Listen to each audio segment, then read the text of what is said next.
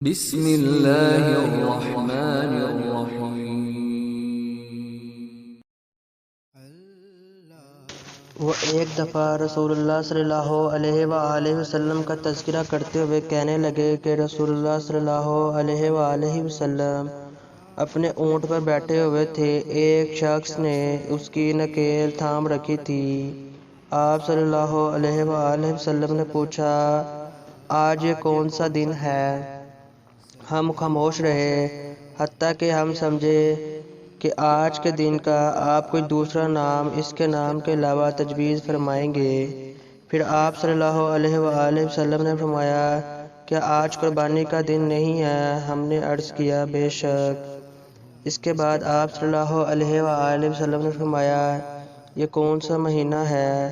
ہم اس پر بھی خاموش رہے اور یہی سمجھا کہ اس مہینے کا بھی آپ اس کے نام کے علاوہ کوئی دوسرا نام تجویز فرمائیں گے۔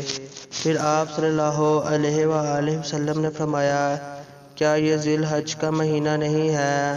ہم نے عرض کیا، بے شک۔ آپ صلی اللہ علیہ وآلہ وسلم نے فرمایا، تو یقیناً تمہاری جانیں اور تمہارے مال اور تمہاری آبرو تمہارے درمیان اسی طرح حرام ہے جس طرح آج کے دن کی حرمت تمہارے اس مہینے اور اس شہر میں ہے۔